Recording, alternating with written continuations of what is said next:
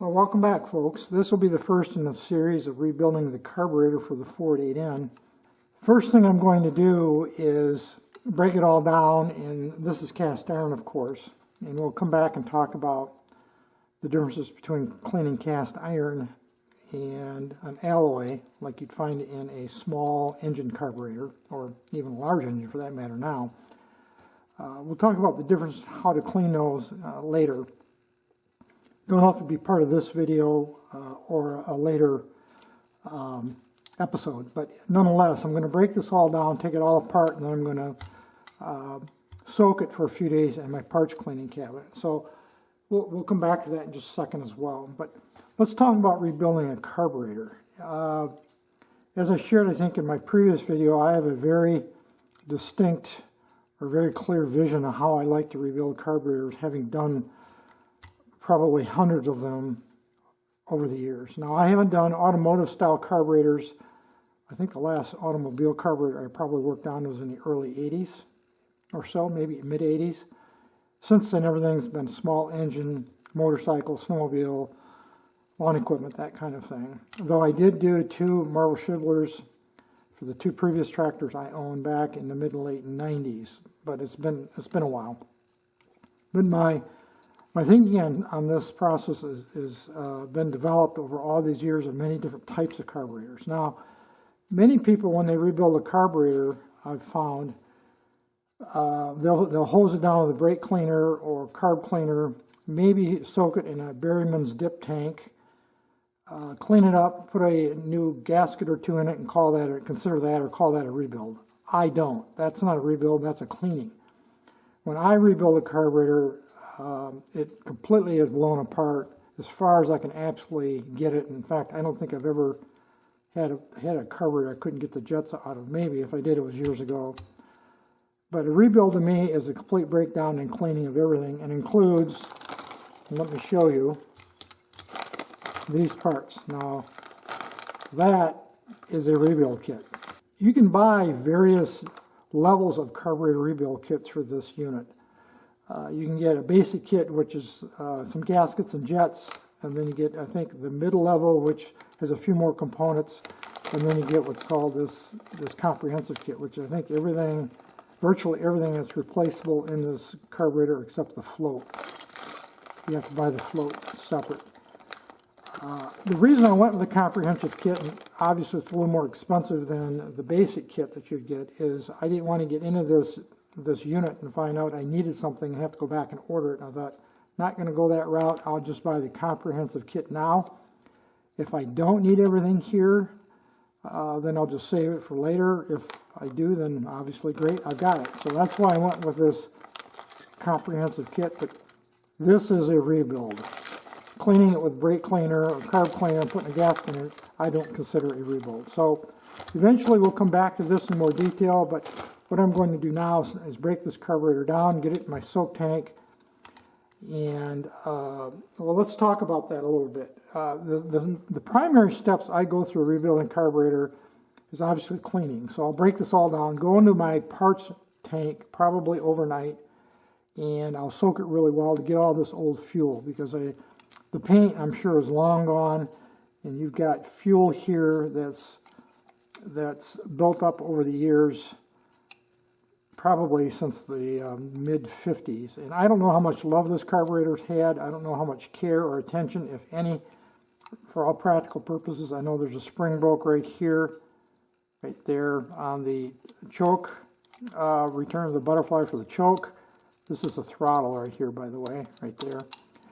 And I will check the position of all the jets, the low speed, the high speed, against the factory settings. That's what these 2 are right here, by the way.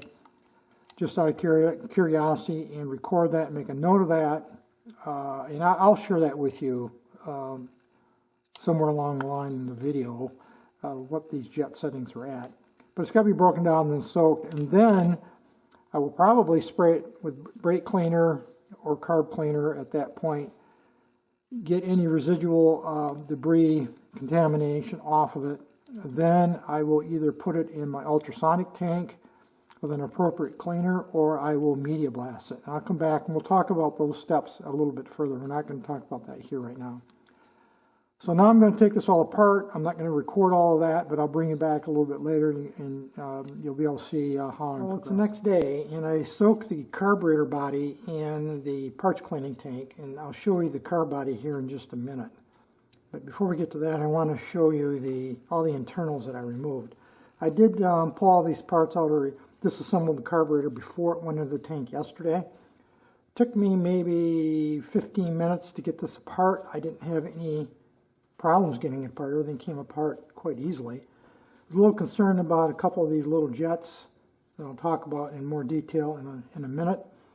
But generally, it came right apart. But I've done a lot of carburetors in my life, and I take my time. I'm methodical, and I always try to have the right tools on hand. So let me explain a few of these pieces for those of you that might not be terribly familiar with them, especially if you're coming from like a motorcycle or small engine background, but which I primarily am. This is the Venturi right here. It goes through that, this is the main bowl gasket. I left it intact right now. I will reuse the Venturi, and that's just a piece, I think, brass. That's what that is. Of course, the floats, everybody knows what the floats are. And the needle and seat right here. This is the throttle shaft. Then I pull out because there's new ones in the kit. And believe it or not, I did soak this overnight in the parts cleaning tank and hit it with carb cleaner this morning. And you can see how caked on that old fuel, which primarily is a combination, think of old fuel and dirt and debris from field work. That's the throttle. What they call the power jet, the idle jet, main jet. This is a jet that fits way down in the bottom of the carburetor body. We'll talk about that more in a little bit more detail. Plugs. This is the main drain plug, and this is just plug off a drilling in the carb body when it's manufactured. And then this is the choke shaft. This was a little tricky to get out, frankly, but and you can see that it's the staking. This is staked right here. You can see it's kind of loose. And there's virtually all of these pieces I have new except for the floats, which I think are okay. They sound okay. I will test them. I'll test this unit, make sure it doesn't have a leak, but I think it's fine. And it doesn't show any evidence of freezing. Quite often, what you'll find in floats like this, if water gets in a float bowl, maybe a little bit right here, it looks like it's been dented a little bit. But quite often, you'll find these if they've been in a bowl that's had water in it, and the water freezes, it'll actually collapse these pontoons and flatten them out.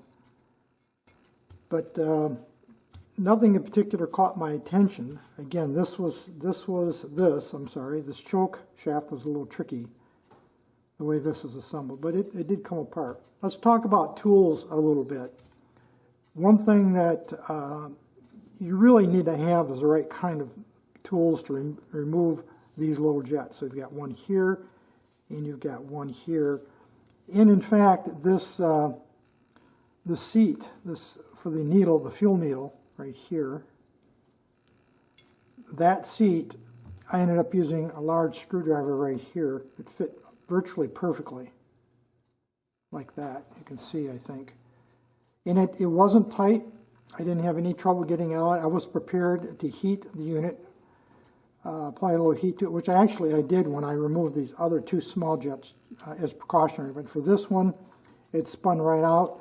But again, you got to have the right kind of screwdriver or tool to get that out so that you don't mess this all up. Let's talk about these little jets. There's two of them. These, of course, are the originals. There are replacements in the kit that I bought.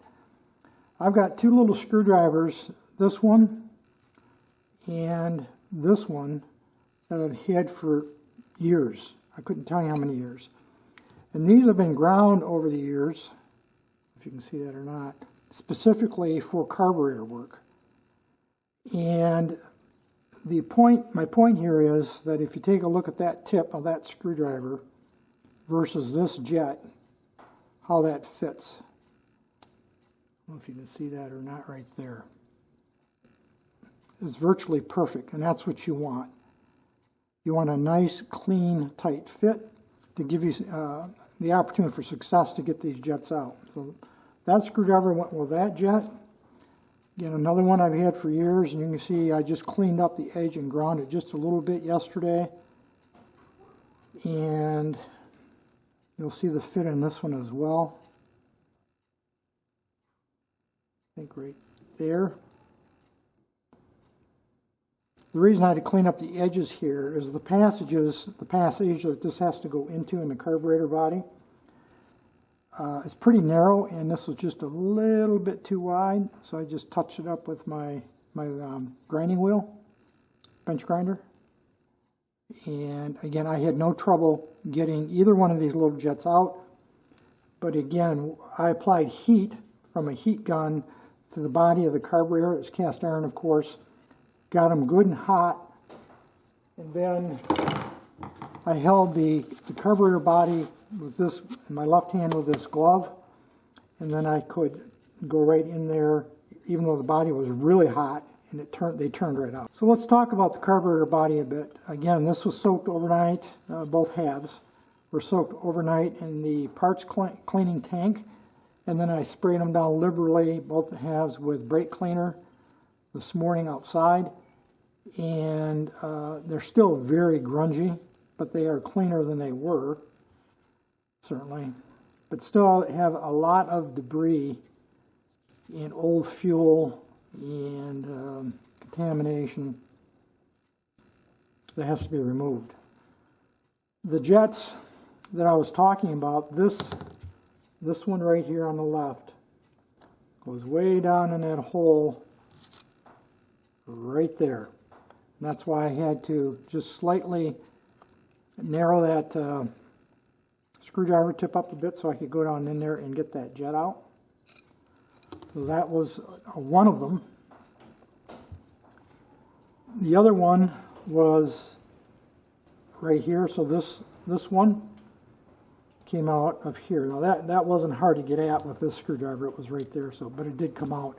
Again, I heated these halves very hot, and I positioned my bench vise. I heated it with the hot air gun. I don't use open flame torches on carburetors unless I absolutely positively had to. In fact, I don't know if I've used an open flame in decades on a carburetor, but I use a good quality heat gun. But I heated them up really good, and then these jets came right out. So these now need to be cleaned thoroughly. There's supposed to be a screen right there that's missing. Those are very hard to find. I think you can find those. I haven't put any effort into trying to locate one. But there's supposed to be a screen there that's missing. Let's see what else. I think there's a packing in here. This is where the throttle goes through. And I think there's a packing in here that I got to get out eventually. I haven't put any effort into that yet. One of the other things I noticed is that this power jet, you can see it's got a little O-ring type of seal or gasket, fits like that. This assembly goes down in here, and there's supposed to be, at least according to the parts diagram, a washer. I don't know if it's brass, probably is. A little washer that fits here to protect that gasket or that O-ring, and that was missing. This was just screwed in like that. Let's talk about replacement jets and jets in general. Now these jets are the originals, of course, and I haven't really looked at them yet, but I'm not sure I'm going to replace these out of the kit. I'm not a real fan of aftermarket jets. I just haven't had great luck with them. Quite often, at least in the motorcycle world that I typically play in, often they're not even the right size when you buy these generic aftermarket kits that who knows where they're made. The jets aren't even the correct size, even though they're labeled as being for a particular model, because like a lot of manufacturers, Japanese motorcycle companies change jet sizes from year to year and made modifications, and the jets aren't always the right ones, and I don't think the quality is there. So 90% of the time, I don't even replace the jets. I just clean them when I do a motorcycle carburetor, or even small engines for that matter.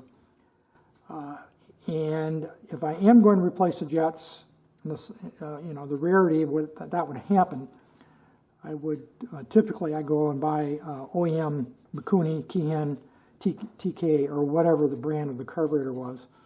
How many of you have ever heard of TK carburetors, by the way, Japanese carburetor? Raise your hand if you've ever heard of TK. I'll bet many of you haven't. If you've ever worked on old Yamahas, you might have heard of TKs because Yamaha is one of the few manufacturers that I've run into that use TKs. But anyway, I digress. You can still buy OEM jets from Mikuni and Keihin to this day, and if I need to replace them, I just buy original equipment jets, and then I don't screw around with aftermarket. I just haven't had good luck with them. These jets probably are going to be okay. I'll clean them up and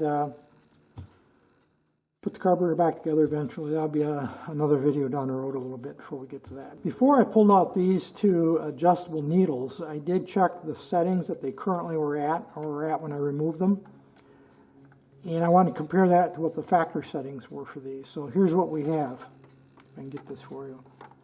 This large one is called, Ford calls it, or Marvel Schibler calls it the power needle, and in my vernacular that would typically be called the high speed.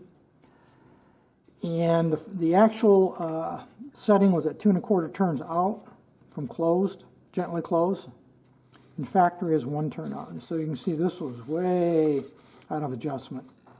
And I suspected that because it was, I think, running way too rich. We've talked about that with the, with the spark plugs. The idle mixture, which typically, and again in my background, we call that the low speed or the pilot jet. The actual was 3/4, and factory on that one was also 1. So they're both out of adjustment, but this one was seriously out of adjustment. So I'm not surprised it wasn't running just right. It ran, of course, but it was running, I think, very rich. And that might have been due also to wear in the carburetor. Someone was trying to adjust and accommodate wear in the system. I don't know, but that's what we came up with.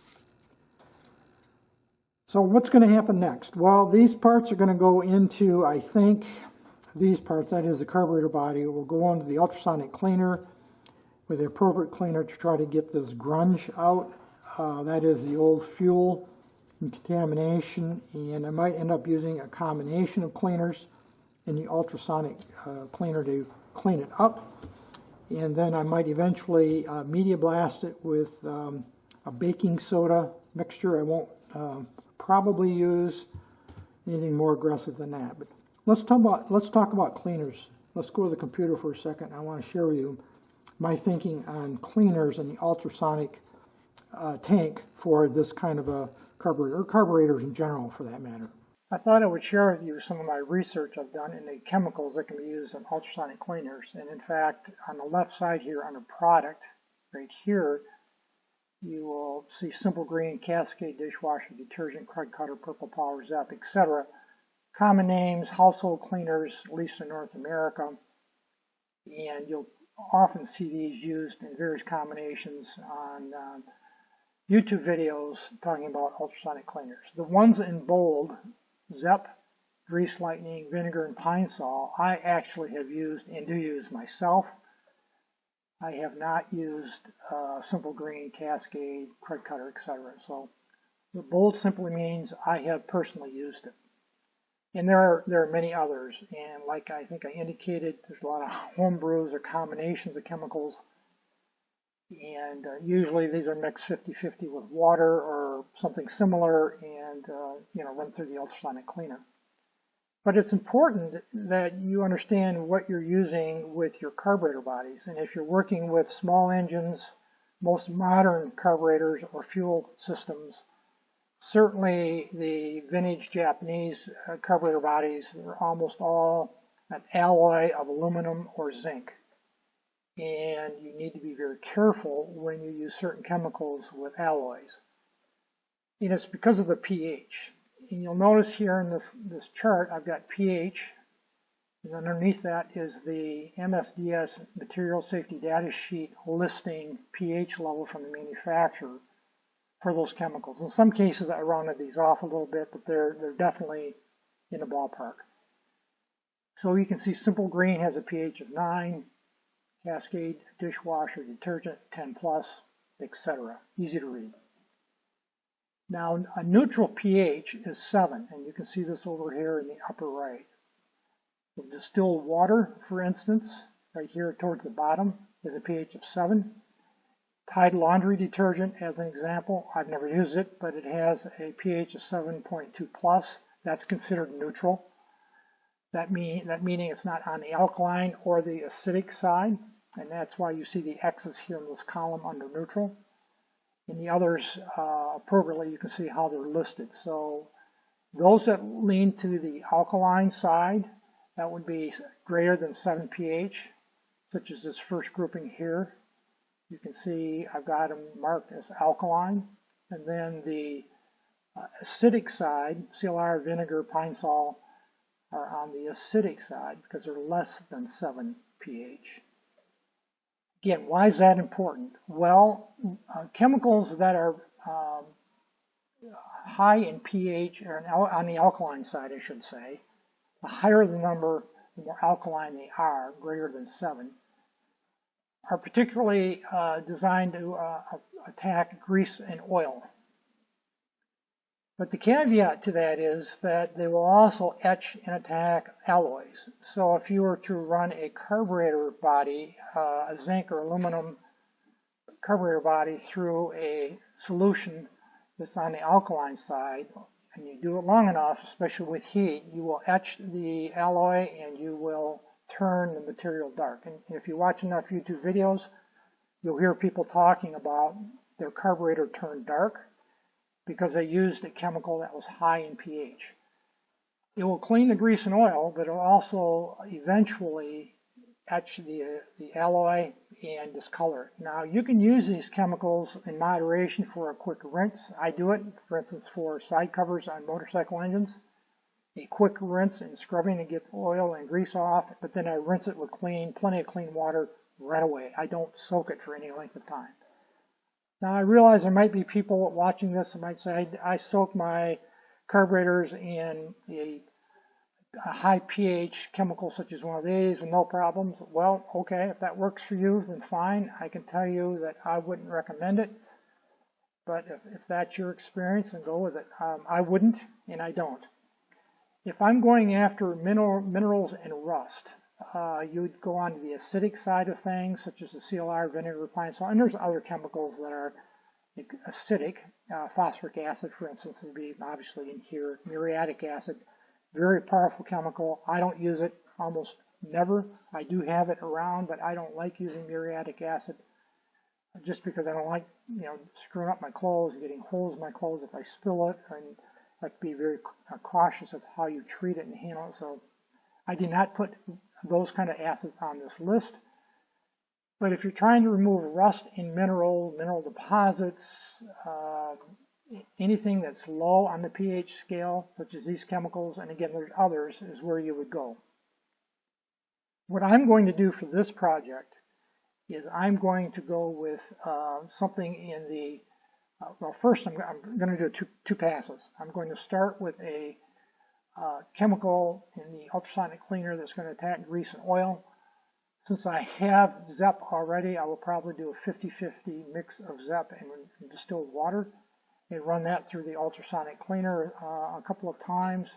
Eventually, I might switch over, after rinsing, of course, to probably pine sol over here, which I already have, and I will then hit it with pine sol in the ultrasonic cleaner to try to get the surface rust out of the cast iron body of the carburetor. So it'll probably be a twofold attack with the ultrasonic cleaner, and then at that point I'll probably move on to some type of media blasting. But I did want to share this with you.